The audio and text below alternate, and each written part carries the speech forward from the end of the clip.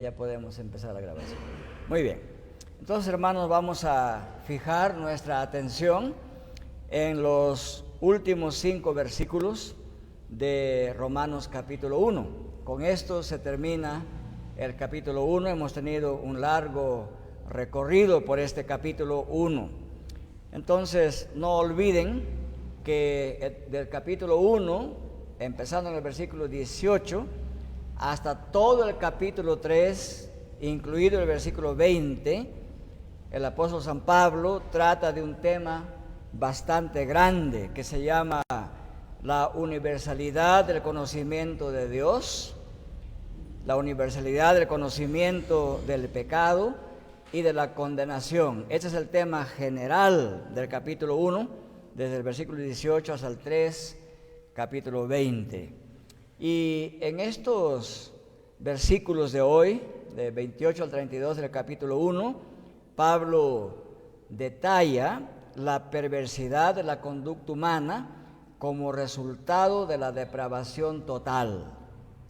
Ese es el tema particular de esta mañana, del versículo 28 al 32 de Romanos capítulo 1. Entonces voy a leer Romanos 1, 28 al 32. Y dice así: así como ellos no tuvieron bien reconocer a Dios, Él los entregó a una mente depravada para que hicieran las cosas que no convienen, estando ellos llenos de toda injusticia, maldad, avaricia y malicia, colmados de envidia, homicidios, pleitos, engaños y malignidad. Son chismosos, detractores, aborrecedores de Dios, insolentes, soberbios, jactanciosos, inventores de lo malo, desobedientes a los padres, sin entendimiento, indignos de confianza, desamorados o sin amor, despiadados, los cuales, aunque conocen el decreto de Dios, que los que practican tales cosas son dignos de muerte, no solo las hacen, sino que también dan su aprobación a los que las practican. Oremos. Padre nuestro, gracias por traernos aquí esta mañana. Gracias por hacernos escuchar esta palabra suya. Todo lo que usted dice en esta palabra, en esta mañana, es verdad de todos nosotros. Y por eso, con humildad de corazón, le suplicamos que nos mire con ojos de misericordia, que nos limpie de todos esos pecados que hay a veces en nuestros pensamientos, o en nuestras palabras, o en nuestras acciones, y que por su gracia y por la sangre de Cristo Jesús, nuestro Señor y Redentor, nos presente limpios delante de usted, como justificados en Cristo y salvados de la maldad y hechos miembros de su reino. Padre, le suplicamos en esta mañana también por su consuelo para la familia Díaz Ruiz. Le suplicamos, Padre, que en esta mañana, cuando su palabra es también anunciada ante tanta gente que por primera vez escucha su palabra, su Espíritu Santo los pueda convencer, como dice usted, de justicia, de juicio y de pecado, y así llevarlos a Cristo para salvación y redención. En el nombre de Jesús, Padre, en esta mañana, denos atención a su palabra y abra nuestra mente y corazón para recibirla y atesorarla y obedecerla. En Cristo Jesús. Amén. Bien, hermanos, en los versículos 24 al 27 que hablamos la semana pasada, el apóstol San Pablo declaró que la compensa o recompensa o retribución de Dios sobre la conducta inmoral de los gentiles, ese castigo de Dios consistió en dejarlos sumirse en esta inmundicia espiritual y moral. Y nuestro Dios, a través de Pablo, condena en estos versículos todas esas abominaciones homosexuales que se vivía en la sociedad greco-romana. Y ustedes y yo mismo sabemos que estos pecados no son ajenos a nuestra sociedad peruana también. No solamente los vemos, sino que escuchamos también mucha tolerancia frente a esto. Pero ahora en esta sección, de los versículos 28 al 32, el apóstol muestra que estos grandes y graves pecados del homosexualismo no era el único pecado en estas naciones gentiles. Quizás empieza a denunciar eso Pablo porque eran los pecados más prominentes, los pecados que más se ven públicamente. Pero no era la única manera en que los seres humanos se habían degradado. Aquí Pablo hace una lista de 21 pecados o 21 vicios morales en estos versículos 29 al 31. Pueden ustedes imaginarse Pablo escribiendo de uno en uno, del 1 al 21.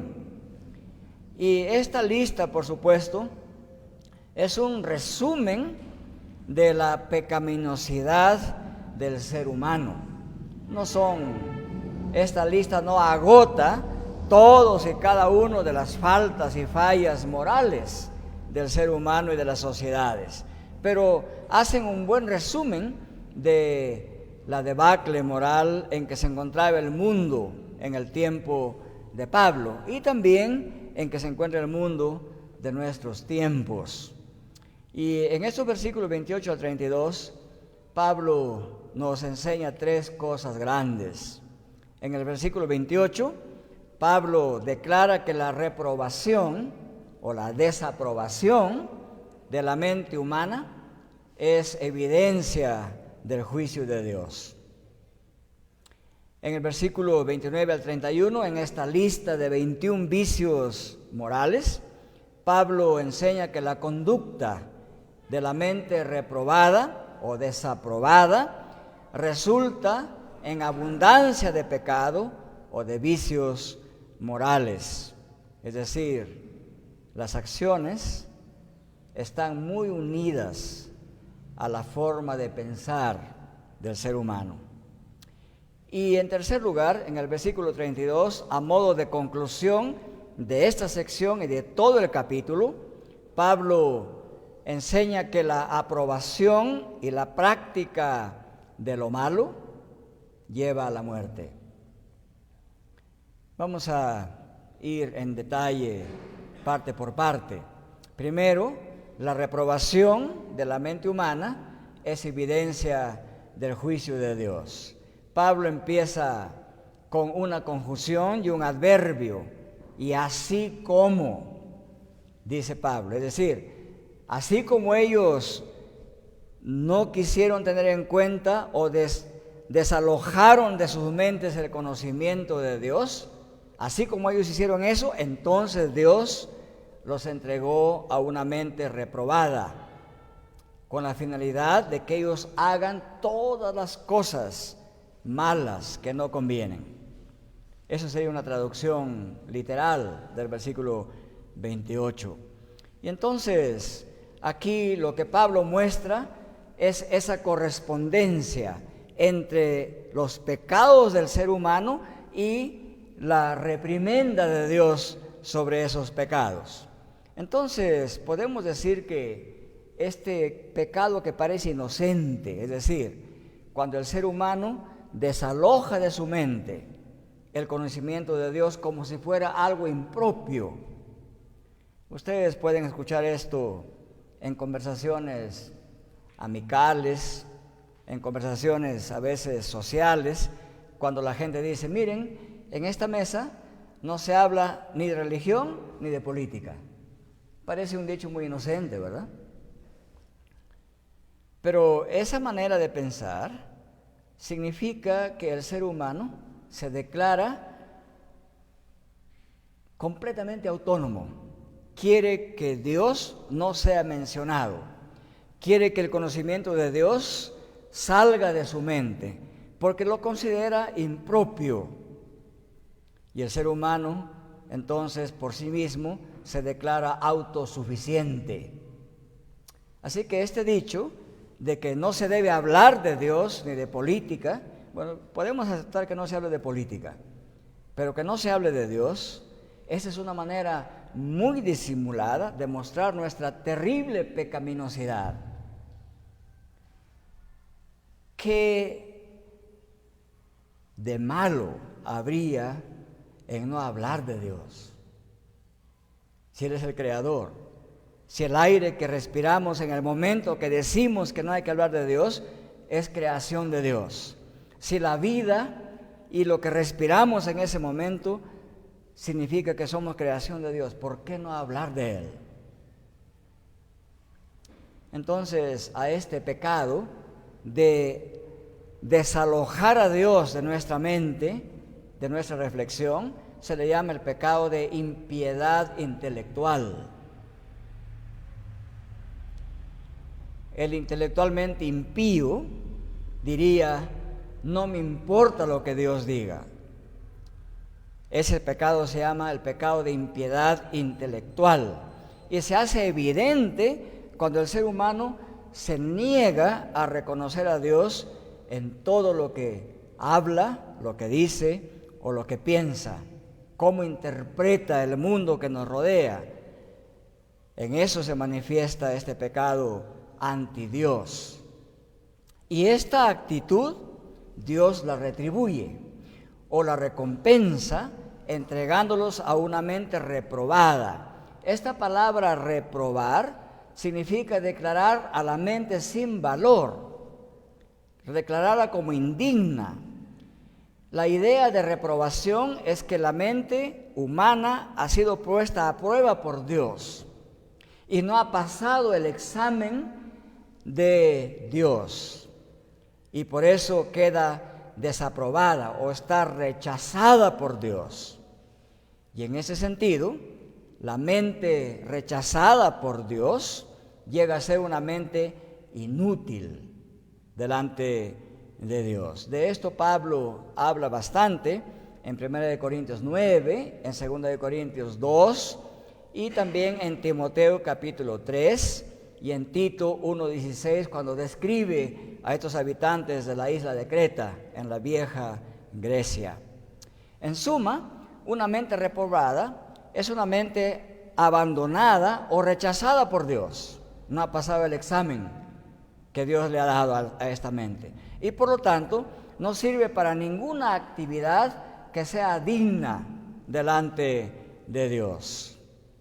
Entonces, lo fuerte de esta idea de la reprobación de parte de Dios es que Pablo quiere decir que el juicio de Dios se dirige contra la mente como el asiento principal del pensamiento y de la acción.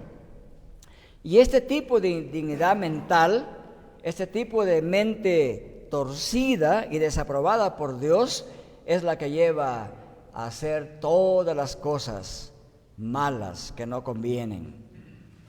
Entonces, Pablo advierte a todos los creyentes que la mentalidad no es neutral, que el pensamiento del ser humano no es inocuo, que el pensamiento del ser humano es central al actuar del ser humano. Si nadie hace cosas sin pensar, o nadie hace cosas sino como consecuencia de la manera como piensa. Entonces, todos los que se han alejado de Dios, según la perspectiva bíblica, son esencialmente incapaces de pensar y decidir correctamente acerca de la voluntad de Dios. Y a veces nosotros expresamos esto cuando decimos: ¿y cómo sé la voluntad de Dios? ¿Cómo conozco la voluntad de Dios? Es una pregunta muy importante que muchos cristianos nos hacemos aún después de tener bastantes años de creyentes? ¿Cómo conozco la voluntad de Dios? La respuesta sencilla a eso es: Dios ha revelado su voluntad en su palabra. Dios ha revelado su voluntad en el Evangelio de Cristo. Es posible conocer la voluntad de Dios porque Él la ha revelado en su palabra. Entonces, ¿cómo salimos de una mente reprobada? La respuesta es sencilla: mediante la obra del Espíritu Santo, que puede renovar nuestra mente. Pablo, en el capítulo 12 de Romanos, casi al final ya, o sea, la última sección de Romanos es el capítulo 12 al 16. En el capítulo 12, 1 y 2, Pablo enseña que los cristianos tienen que renovar su mente. Y cuando dice mente, se refiere al centro del pensamiento, del razonamiento humano. Y el Espíritu Santo puede renovar nuestras mentes.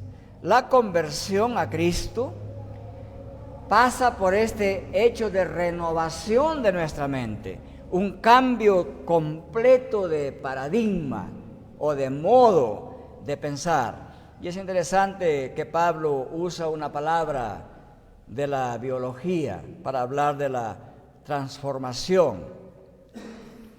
Usa el término que todos ustedes que han pasado la primaria han escuchado: metamorfosis, ¿verdad? Hasta hay una obra que se llama La Metamorfosis, o la transformación, o el cambio, un cambio cualitativo visible. La metamorfosis es un proceso biológico por el cual un gusano cerdudo, con cuernos, horrible ante los ojos, luego de un proceso de metamorfosis, llega a ser un hermoso insecto de lindos colores, una hermosa mariposa de lindos colores. Ese cambio de algo que a la vista es feo y que asusta, ese cambio se llama metamorfosis. Y Pablo enseña que ese cambio de mente, de una mente, vamos a decir, sucia, llena de pecados, puede ser cambiada por Dios en una mente limpia, pura, transformada, que piensa cosas buenas. Entonces el Espíritu Santo puede hacer ese cambio. Y eso es lo hermoso del Evangelio de Cristo, que no solamente se quede en denunciar el mal y la maldad que hay en nosotros, pero nos muestra el camino mediante el cual Dios nos transforma en un ser distinto. Y por eso Pablo en 2 Corintios 5, 17 declara esto. Dice: si alguno está unido a Cristo o está en Cristo, nueva criatura es, nueva creación, dice el texto de manera literal. Todas las cosas viejas pasaron, he aquí todas son hechas nuevas. Eso es lo que puede hacer Dios en nuestra vida. En segundo lugar, en los versículos 29 al 31, Pablo explica que la conducta de la mente reprobada puede verse. Uno puede preguntarse: ¿cómo puedo saber y ver que una mente ha sido rechazada por Dios, que no ha pasado el examen moral de Dios? Bueno, Pablo dice, es muy simple. La pueden ver entre otros, en estos 21 pecados y vicios que voy a mencionar, dice Pablo. Ahí se puede ver cómo es la mente humana. Y voy a ponerlo así. ¿Cómo vemos que alguien tiene mente reprobada? Bueno, si ellos practican la injusticia, si hacen maldad, si son avarientos, si son maliciosos, si son envidiosos, si son asesinos, si les gustan los pleitos, si les gusta engañar y practicar toda malignidad, si les gusta el chisme, si les gusta la difamación, si aborrecen a Dios, si son insolentes, si son soberbios, si son prepotentes o jactanciosos, si inventan toda clase de cosas malas, si son desobedientes a los padres, si no son confiables, si no tienen amor, si son despiadados, entonces tienen mente reprobada.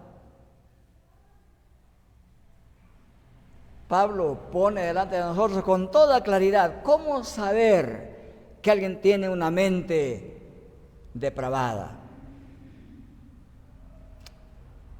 Este es el examen que Dios pone delante de nosotros. Entonces, algunos dicen, pero no se puede estudiar la conducta humana porque el ser humano guarda en su pensamiento las cosas y no muestra lo que el ser humano es. Pablo dice, no es cierto eso.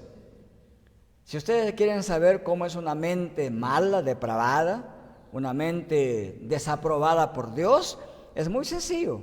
Vean la práctica de esas personas. Y aquí menciona, como dirían los tesistas universitarios, 21 indicadores pecaminosos de una mente reprobada.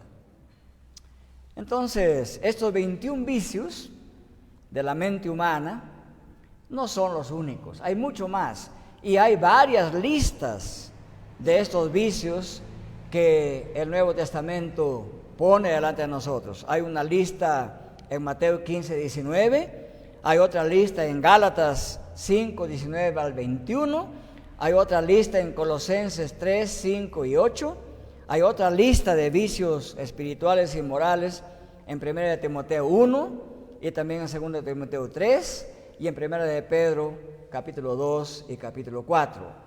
Si juntáramos todas estas listas, hay una gran cantidad de vicios morales o de malas conductas o de conductas pecaminosas que muestran lo que está dentro del ser humano, dentro de la mente y del pensamiento humano. Entonces, podríamos decir que estos 21 vicios se agrupan en 3 grandes categorías de pecados. En primer lugar, están todos los pecados que son injustos o de la conducta injusta, y ahí se encuentra la maldad, la avaricia, la perversidad. En segundo lugar, están todos aquellos pecados de la envidia y sus consecuencias. Ahí está la envidia, el asesinato o el homicidio, la contienda, el engaño y la malicia. Y en tercer lugar, están agrupados todos esos pecados que tienen que ver con el hablar mal de otros. Y ahí están los chismes, las calumnias, la actitud de aborrecer a Dios, la soberbia, la altivez, la prepotencia, la invención de males, la desobediencia, la falta de entendimiento, la falta de lealtad, la falta de afecto, la falta de misericordia. Así los agrupa San Pablo en 3 grandes grupos. Quizás uno podría hacer un sermón de cada uno de estos vicios morales. Y en efecto hay literatura en donde varios predicadores hacen un sermón de cada uno de estos vicios para exponer con mayor profundidad el significado negativo de cada uno de estos vicios. Bueno, no tenemos tiempo en esta mañana para hacer 21 sermones del capítulo 1, 29 al 31. Pero en forma general podemos decir que la injusticia, aquí declarada como el primer pecado grande, significa la práctica de la impiedad. Y esta impiedad es realizada por todos aquellos que suprimen la verdad de Dios. Es decir, empezando en el capítulo 1, versículo 18 y 19, Pablo dice que la ira de Dios se revela o se hace presente, se muestra sobre aquellos que con injusticia suprimen la verdad de Dios. Entonces podemos decir que todos los que se deshacen de la verdad de Dios, todos los que no quieren saber nada de Dios, están dentro de esta categoría de la impiedad. Algunos dicen, los evangélicos mucho hablan del impío. ¿Quién es el impío? El impío es una persona que ha decidido no tomar en cuenta en Dios para nada en su vida. Ese es el impío. Y por lo tanto, como no tiene en cuenta a Dios, no tiene ningún límite moral ni espiritual, y por lo tanto, esa persona piensa que puede hacer lo que quiera, porque no tiene ningún control, no tiene ningún árbitro, ningún juez moral que pueda juzgarlo. Entonces puede dar rienda suelta a toda su pecaminosidad. Y en realidad, el propósito por el cual mucha gente no quiere saber de Dios es porque no quiere estar bajo juicio moral de Dios. Un famoso intelectual inglés llamado John Stott, predicador y pastor, estaba dando una vez una conferencia en Londres y cuenta en su libro que se acercó un joven muy apuesto, nosotros diríamos en nuestra jerga coloquial, un gringo colorado bien apuesto, viene delante de este gran predicador y le dice: Pastor John, yo tengo varias preguntas difíciles de responder que quisiera plantearle a usted después de haberlo escuchado.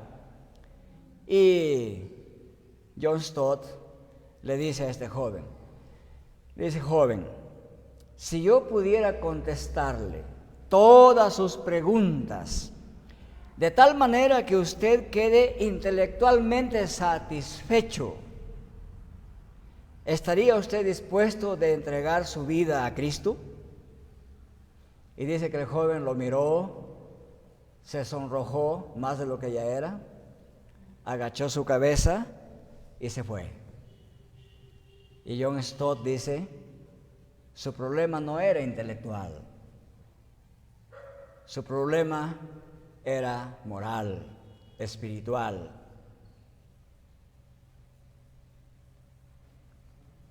Eso revela la práctica de la impiedad. La maldad. Cuando habla de maldad, se está refiriendo a aquella gente que se alegra, encuentra gozo en hacer lo malo. Y cuando se refiere a la avaricia, se refiere a aquellas personas que intensamente desean tener o alcanzar más de lo debido. Como a ese gran rico y millonario del mundo que le preguntaron, ¿y cuánto más quieres tener de los miles de millones que ya tienes? Y él dijo, cada día un poco más. O sea, si hoy tiene 1,000 millones, un poco más, 1,001 millones, un poco más, 1,010 millones, un poco más, 3,000 y así. Esa es la actitud avarienta. Siempre querer más y más y más y más.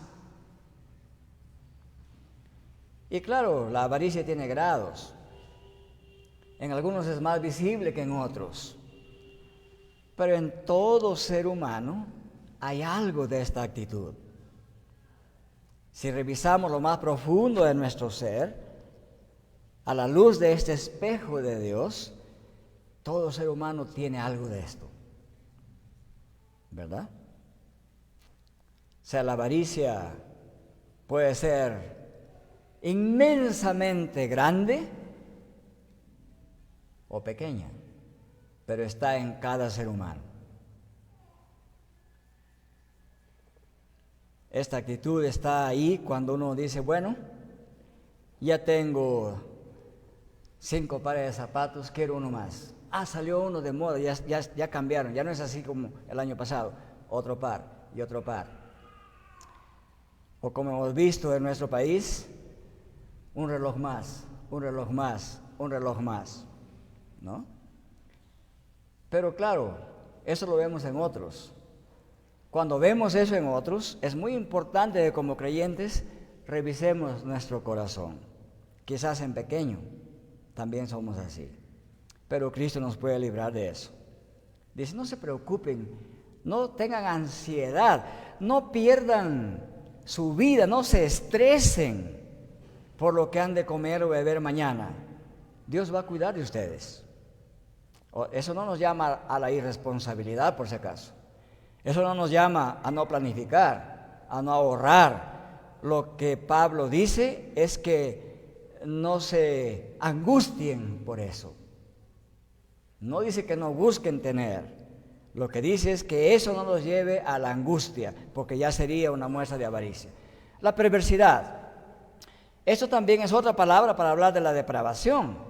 Es una palabra que describe la maldad en general, que este famoso reformador ginebrino llamado Juan Calvino entendió la perversidad como la torcedura espiritual o tortuosidad espiritual que trata de perjudicar al prójimo.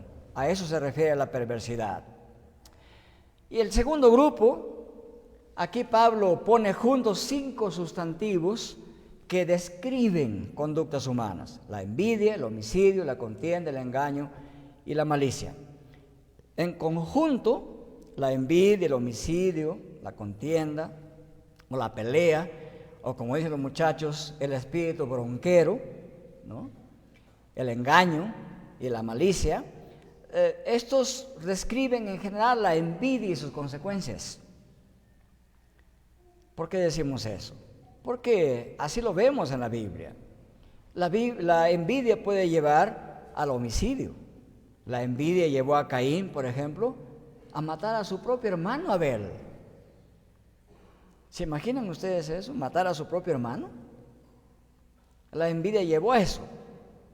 Porque Caín vio que Dios aceptó la ofrenda de Abel. Vio que Dios declaró su amor por Abel. Y entonces lo asesinó por envidia, dice la Biblia. Por envidia también los enemigos de Cristo demandaban: crucifícale, crucifícale. Tenían envidia de sus enseñanzas, porque se dieron cuenta que él enseñaba como alguien que tiene autoridad espiritual y pureza moral. Hoy día se tiende a defender nuestra conducta pecaminosa con esa expresión: ¿quién te crees tú? ¿Te crees moralmente superior? Bueno, Cristo fue y es moralmente superior a todo ser humano. Y fue moralmente superior a todos los maestros de su tiempo. Y los maestros de su tiempo, por envidia, le entregaron a la cruz.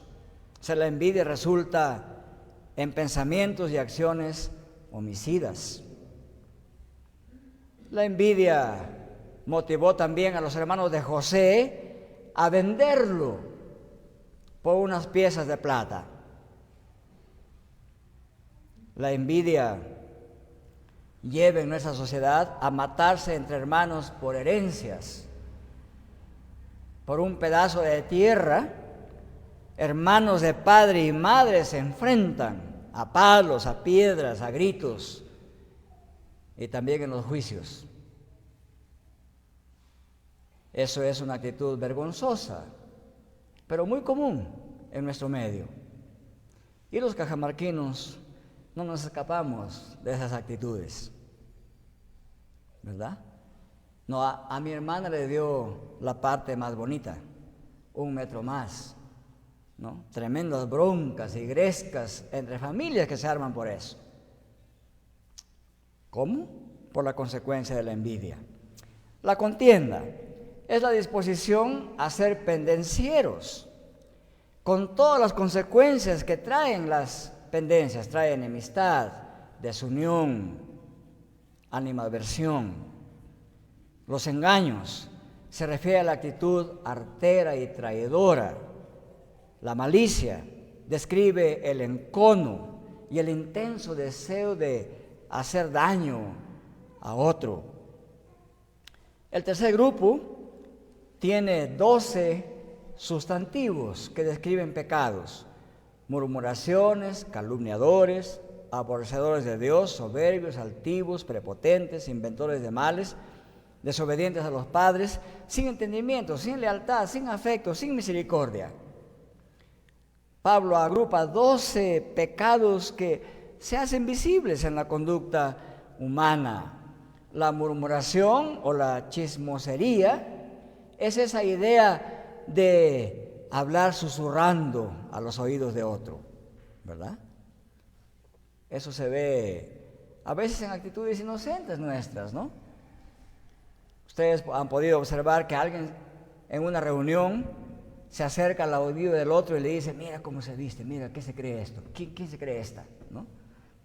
Nos parece cosas chistosas, ¿no? Pero revela una actitud. Y el apóstol San Pablo coloca esta actitud de hablar de otros o hacer comentarios a las espaldas de otros para que no escuche, susurrando. A eso le llama murmuración o chismosería. Y por supuesto, eso eran los grecorromanos. Los peruanos no somos así, ¿verdad? Por supuesto que no somos distintos de ellos, ¿verdad? Bien, entonces, dice un autor, las personas chismosas y calumniadoras nunca hablan frente a frente. A ellos les gusta susurrar a oídos de otros. Los calumniadores sí hablan abiertamente mentiras contra su prójimo, o lo hacen ante las cortes de justicia, o lo hacen delante de amigos, o lo hacen también en la actualidad en las redes sociales. Hoy las redes sociales son un gran escondite, entre comillas, para hablar el mal de otros, o como dicen los modernos psicólogos, para hacer bullying contra otros. La forma del pecado, la forma en que se hace este pecado, ha cambiado, pero el pecado sigue siendo el mismo. También nos dice Pablo que hay gente que aborrecen a Dios, que son soberbios, altivos y prepotentes. Una manera de mostrar la soberbia no solamente es creerse superior a los demás, es incluso aborrecer a Dios. Mucho debate ha habido sobre cómo interpretar esto, aborrecedores de Dios. Algunos piensan que debe leerse más bien que son aborrecidos por Dios, pero el texto es muy claro, dice directamente que hay gente que aborrece a Dios, y los hay. Por eso algunos dicen: no existen ateos, o sea, no existen gente sin Dios. Lo que existen son gente anti Dios o contra Dios. Manifestación de la soberbia, la altivez y la prepotencia. Pero la soberbia o la insolencia es también la presuntuosidad. Es esta gente que trata a otros con desprecio, o como decimos en la jerga nuestra, miran a los demás hacia abajo. El soberbio cree que él es el único que vale y todos los demás son pobrecitos, no valen, ese o esa pobrecita, ¿no? O como dicen, o como se escucha en la soberbia cajamarquina, pobre diablo, ¿no? ¿Qué se cree este piojoso? ¿Qué se cree esta piojosa? ¿Verdad? Es el lenguaje nuestro. Así se puede traducir esto. Esa es la soberbia. Se escucha permanentemente en nuestro medio.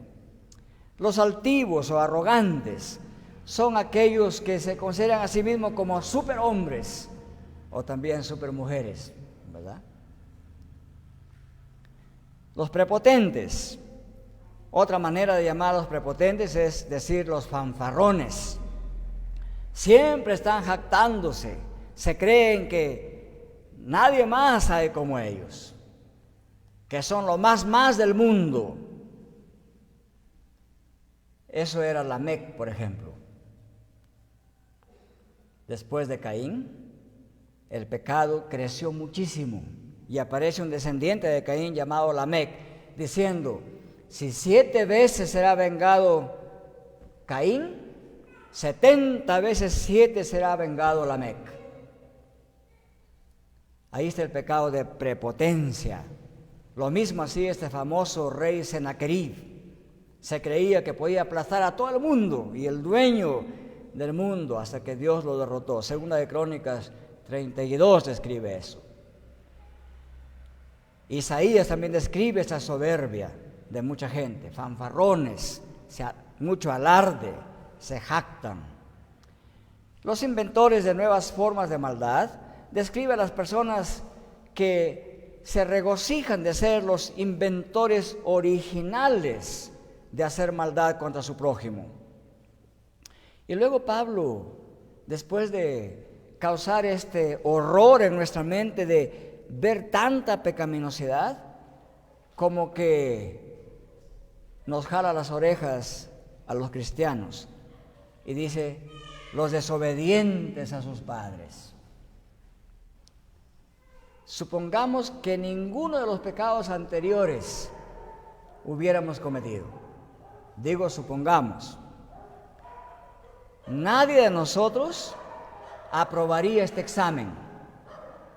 Si Dios nos preguntaría: Alonso, Luis, José, Santos, Manuelita, ¿has obedecido a tus padres cada segundo de tu vida? ¿Cuál sería nuestra respuesta? Diríamos, si somos francos, ni como niños, ¿verdad? Pablo dice que parte de esta mente reprobada está la desobediencia a los padres. Y de alguna manera, muchos cristianos, está nuestra vida marcada por la desobediencia a nuestros padres. Varios de los testimonios de gente que sufre, dice: estoy padeciendo esto por haber desobedecido a mi mamá o a mi papá. Aquí nadie nos escapamos. Todos en algún momento hemos sido desobedientes, o a veces seguimos siendo ya como viejos desobedientes a nuestros padres. No solamente eso, ya cuando estamos mayores nos creemos mejor que los padres. Sí, claro, pues ustedes pertenecen a la antigüedad, ¿verdad? Algunos así le decimos todavía a los papás: claro, pues ustedes todavía están en el milenio pasado. Y cronológicamente es verdad. Todos los que han nacido del año 2000 para adelante están en el nuevo milenio. Y todos los que hemos nacido del 2000 para atrás estamos en el milenio pasado. Cronológicamente eso es cierto. Pero cuando alguien dice así, no está hablando solamente de cronología. Está diciendo: nosotros los modernos pues somos mejores que ustedes los viejitos de la antigüedad, ¿verdad? Habla de los insensatos también. Estos son las personas que carecen de entendimiento, que carecen de sabiduría, tanto mental como moral. Y esto es consecuencia de la desobediencia a Dios. Habla de los desleales, que no guardan su palabra, y los describe también como pérfidos. Son indignos de confianza porque faltan a su promesa y a su palabra. Y aquí también, con toda probabilidad, la mayoría de nosotros, si no todos nosotros, en algún momento hemos sido desleales o seguimos siendo desleales. Te cuento esto, hermanita, pero no le digas a nadie. Bueno, no le digas a nadie. Al día siguiente un montón de gente se ha enterado. No se guarda la confesión. Deslealtad. Sin afecto o desamorados. Aquí se refiere a los que no tienen ni siquiera el afecto natural. Y esto es interesante y chocante porque Pablo está pensando en toda esa cultura histórica, poética, filosófica, grecorromana. En varios rincones de la vieja Grecia y de la vieja Roma, todavía se asesinaban a niños que no eran deseados. Se los ahogaba. Se nacía con cierta deformación, los ahogaban en los ríos. Parece horrendo, ¿verdad? Pero ¿qué diría nuestra sociedad abortista del siglo XXI? Se asesinan niños indefensos. Y la mente reprobada o una de las manifestaciones de la mente reprobada sin Dios y sin afecto consiste también en esto.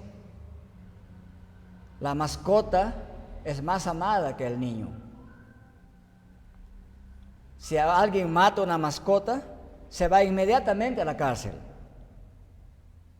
Si alguien mata a niños indefensos, jueces y fiscales demoran largo tiempo en decirle algo. Eso muestra la debacle moral, la corrupción moral de nuestra mente y de nuestra sociedad. Los despiadados, sin misericordia. Esto se describe a quienes practican la crueldad, como aquellos que matan simplemente porque son fuertes o porque desean algo del otro. Los que no tienen piedad tampoco tienen amor por el prójimo. Lucas capítulo 10 describe esta falta de misericordia. Lucas capítulo 10, o llamada la parábola del buen samaritano, aquí tienen ustedes dos clases de gente despiadada, sin misericordia. En primer lugar, están los ladrones que atacaron a este hombre y lo dejaron tirado y ensangrentado a la orilla de la carretera.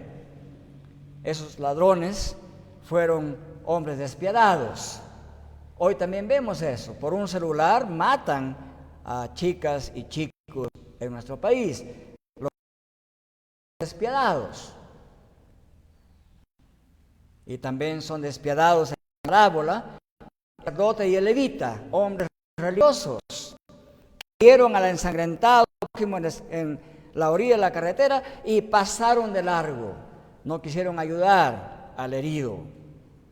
Cada vez que vemos situaciones difíciles donde hay que ayudar y cerramos nuestros ojos o nuestro corazón y pasamos de largo, simplemente evidenciamos que somos gente inmisericordia, despiadada. Y aquí también probablemente todos nosotros en algún momento hemos tenido esa actitud. Entonces, esta serie de pecados tienen como finalidad mostrarnos una sola cosa: que cuando los seres humanos no tenemos en cuenta a Dios para nuestro conocimiento, y en nuestro conocimiento todas estas maldades aflorarán a flor de tierra, se harán visibles en nuestra vida personal y también en toda la sociedad. En tercer lugar, el apóstol San Pablo nos enseña que la aprobación y la práctica de lo malo lleva a la muerte. Versículo 32. Vamos a leerlo, ese versículo. Dice así, versículo 32. Los cuales, o sea, todos los que practican esta pecaminosidad, los cuales, aunque conocen el decreto de Dios, que los que practican tales cosas son dignos de muerte, sabiendo eso, no solamente las hacen, sino que también dan su aprobación a los que la practican. A nivel estructural de un país, todo parlamento en cualquier nación del mundo que pasan leyes aprobando lo malo son reos de juicio de Dios, son reos de muerte por aprobar la pecaminosidad. Nuestro parlamento peruano como conjunto son reos de muerte por tolerar la maldad y por practicar la maldad. Y cuando decimos eso, dicen, qué bueno, le dio duro a esos malvados del parlamento que se paran aumentando el sueldo y tapan los pecados de sus, como dirían los españoles, de sus amiguetes. Nosotros decimos de sus amiguitos, ¿no? Nos gusta escuchar cuando se da palo a otro, pero ¿saben qué, queridos hermanos? Muchas veces nosotros los creyentes, con nuestro profundo silencio cobarde, somos también reos o dignos de muerte porque con nuestro silencio como iglesia o como cristianos, nuestro silencio no es neutral. Nuestro silencio podría muy bien ser también aprobación de lo malo.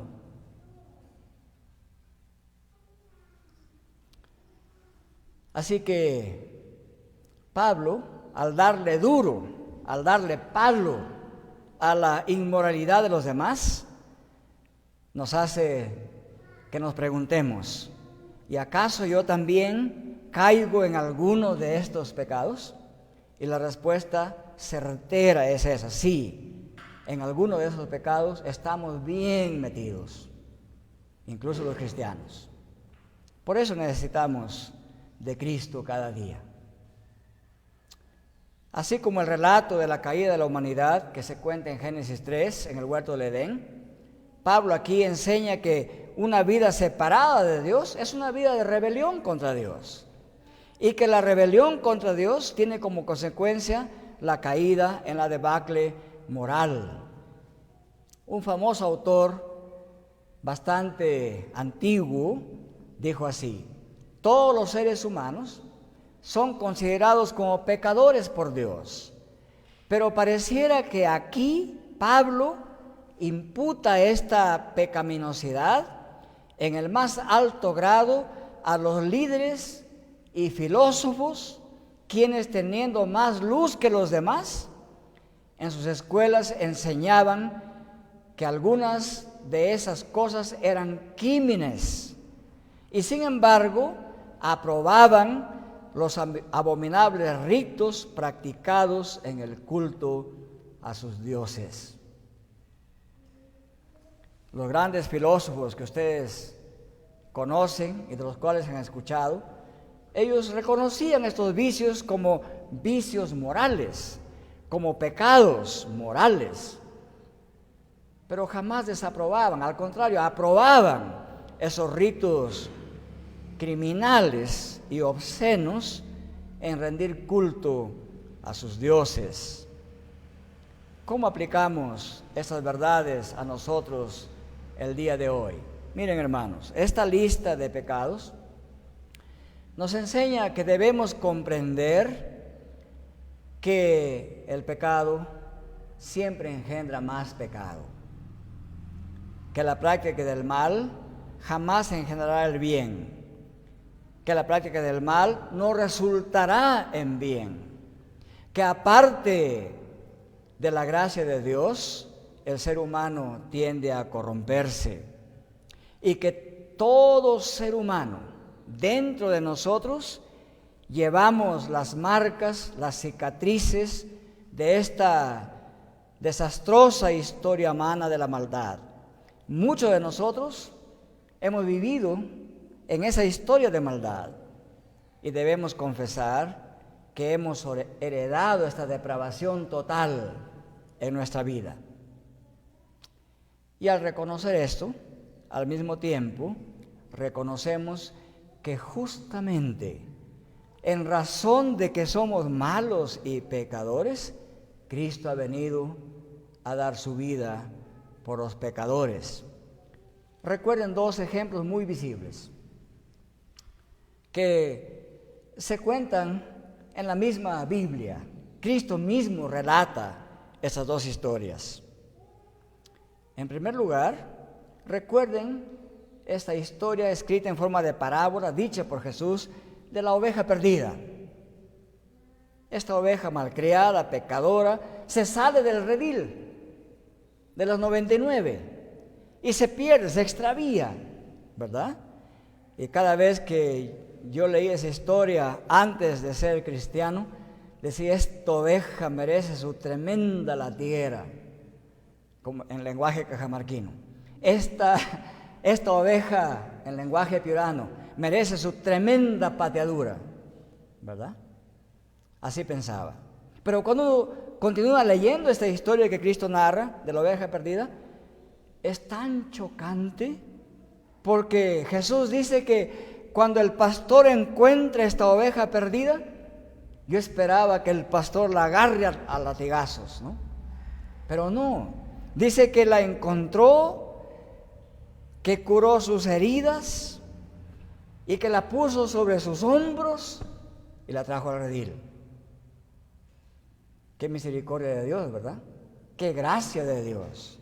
Que Cristo nos cuente esta historia tan hermosa, llena de gracia y misericordia. Ese es Cristo, el buen pastor. Pablo declara que todos somos tan malos como toda esta lista de pecados, pero al mismo tiempo declara que si somos ovejas perdidas, tenemos un buen pastor que va al encuentro de nosotros y nos pone sobre sus hombros y nos trae de regreso a el redil, a su reino celestial. Ese es nuestro Cristo. Y por eso estamos aquí en esta mañana, porque tenemos un buen pastor. Y el segundo ejemplo ilustrativo de la misericordia es la llamada parábola del hijo pródigo, que en realidad es una parábola acerca del amor de Dios, de la misericordia de Dios, de cómo es el corazón de Dios. Nunca nos cansaremos de repetir esta parábola. Este hijo fue un malcriado. En lenguaje nuestro fue un completo sinvergüenza. Su padre aún no había muerto y le exigía la herencia. Dame lo que me corresponde. Ha llegado el tiempo de largarme de esta casa y hacer todo lo que yo quiero. Quiero toda tu bendición, pero no quiero tu autoridad. Quiero que me des la parte que me corresponde, porque no me gusta vivir bajo tu autoridad. Ese fue el argumento central de este hijo malcriado, sin vergüenza, ¿verdad? Y el padre, con gran compasión, le dio parte de la herencia a este hijo. Y este hijo recoge esta herencia y se va de la casa.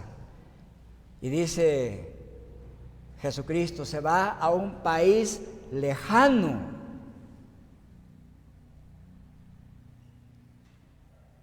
Lejísimos del Padre. Es lo que muchos hijos hemos deseado varias veces en nuestra vida. ¿Cómo quisiera tener para estar lejos de este viejo renegón, moralista, evangelista, etcétera, ¿verdad? Lejos. Y así fue ese muchacho, se fue lejos. Y luego Jesús cuenta la historia y dice, y allí gastó su dinero perdidamente en prostitución. Ustedes nombren, en todos los pecados habidos y por haber, hasta que se le acabó el último centavo y se quedó sin nada. Y buscó por ahí una chambita. Este judío que odiaba estar al lado de los chanchos, o como decimos en el campo de Cajamarca, odiaba a los coches, ¿verdad? Ese fue el único trabajo que estaba disponible para él. Alimentar chanchos. A un judío eso era repugnante, pero no le quedaba otra cosa. Y no solamente eso, Jesús dice que este joven hasta le provocaba la comida de los coches, de los chanchos. Y ni siquiera eso le era permitido.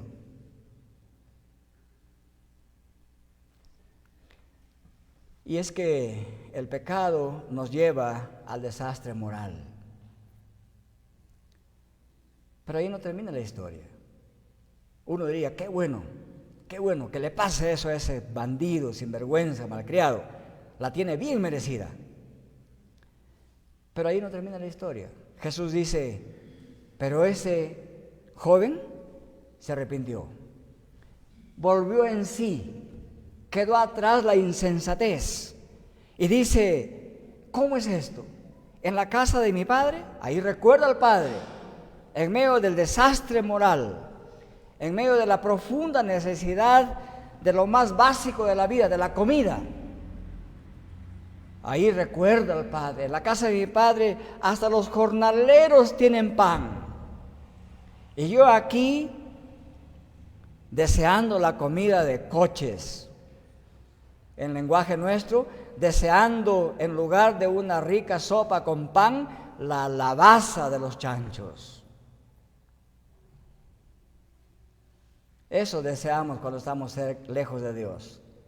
Todo lo que es malo nos parece bueno, lo deseamos, nos deleitamos en practicarlo. Eso revela el inmenso grado de perdición en el que hemos caído.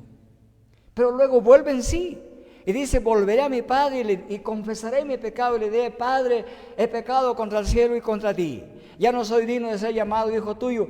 Hazme como uno de tus jornaleros. Y con eso en mente, arrepentido, el hijo vuelve a casa. Y otra vez, cuando yo no era creyente, decía: uy, que vuelva a casa, porque seguro que el padre agarra la reata del caballo y le da una jueteada, como decimos en nuestra jerga, hasta que se canse en las espaldas y en el poto de ese malcriado, ¿verdad? Eso pensaría un padre mundano, no creyente. Pero Jesús nos causa un inmenso choque cognitivo con esta parábola. Dice que el padre siempre estaba alerta y de lejos miraba si quizás su hijo aparecería. Y cuando lo vio, este padre corrió, lo abrazó, lo besó, le puso anillo, vestido nuevo, y le hizo una gran fiesta. ¿Qué tal padre, verdad? Eso describe la misericordia y el corazón de Dios. Así es Dios, hasta el día de hoy. Y así será siempre. Por eso es que cada vez que la Biblia nos cuenta y describe esta pecaminosidad a tal punto que nos causa náuseas o cólera, al mismo tiempo nos presenta que el Dios Padre Todopoderoso nos puede rescatar de esa desastrosa moralidad en que vive la sociedad o cada uno de nosotros. Y nos presenta a Cristo como aquel que viene a nuestro encuentro y que nos ofrece redención, es decir, ofrece Él pagar el precio que cuesta sacarnos de esa maldad para trasladarnos a su gloria eterna, o lo que dice Pablo, a los lugares celestiales con Cristo. Así es que, hermanos, si alguno de nosotros ha estado viviendo de esa manera profundamente pecaminosa, gran esperanza nos da el Evangelio en esta mañana. Cristo viene a su encuentro, nos puede tomar en sus brazos y llevarnos de nuevo e introducirnos en el redil, es decir, en su reino, en su gloria, dentro de su reino de virtud y de santidad. Eso puede hacer Cristo hoy mismo por cualquiera de nosotros. Y eso es el corazón del Evangelio de Cristo. Nuestro Padre y nuestro Dios, le agradecemos porque usted es un Dios santo, justo, grande, poderoso, y al mismo tiempo un Dios lleno de misericordia, un Dios que jamás rechaza al pecador arrepentido. Y no solamente eso, un Dios que de manera activa y misericordiosa envió a su propio Hijo para ser sacrificado en esa cruz